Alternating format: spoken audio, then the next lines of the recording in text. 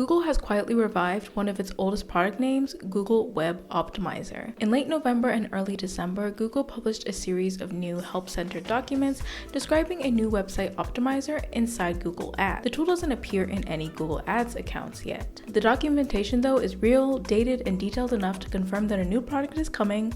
Happy early Christmas! This matters because the name carries a long history, and technical hints in the documentation show a very specific direction. Hi, I'm Kamel, and welcome back to the Convert YouTube channel, where we talk all things CRO and experimentation.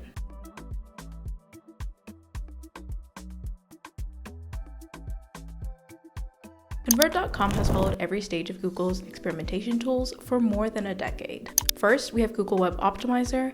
Convert's older blog post tracked how this was Google's first major A/B and multivariate testing product. Free, widely used, and one of the earliest tools for structured CRO. Then we have Google Analytics Content Experiments. When Google Web Optimizer was discontinued, we wrote about how Google replaced it with Content Experiments inside Google Analytics. This version had fewer capabilities, limited flexibility, and never satisfied serious experimenters. And then we had Google Optimize and Optimize 360.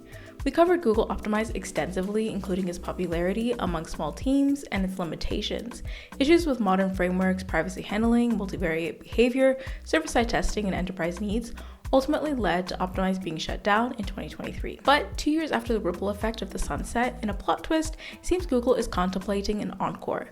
But what will this new tool look like and operate like? An analysis of help documentation mentioning Optimize reveals a couple Easter eggs. The help articles describe access controls, MCC manager permissions, GA4 requirements, and instructions for editing experiment. No screenshots exist and nobody has reported seeing it. But if we had to venture a guess, we would say that it's a personalization adjacent tool. There's no visual editor and there are no references to drag and drop editing, DOM overlays, visual tools, or screenshots. Google Web Optimizer appears to be an extension of Google Ads, not a full CRO suite. Everything in the documentation points to an ad-first approach targeting landing pages. Google wants advertisers to tune landing page elements that affect ad performance.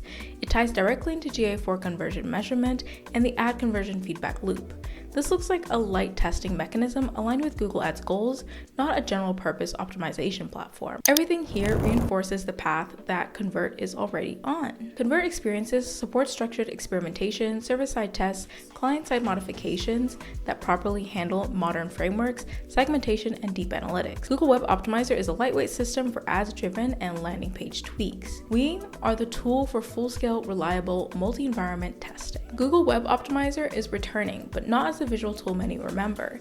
It's a code-based, ads-integrated landing page optimizer. The design avoids privacy exposure and hints at future automation, likely connected to Google AI Max. Google seems focused on closing the loop between ads, landing pages, and conversion performance. This direction aligns with a broader industry shift and with the mission behind Convert Experiences and Convert Nexus.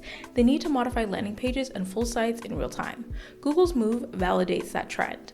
For now, their approach is narrow and tightly bound to the ads ecosystem, but that might change in the future. There is so much more that can be said about this, and if you want to read more of our thoughts, including what this new Google Web Optimizer could look like, read Google Optimize is back, why it's likely, and why Convert is ready on the Convert blog.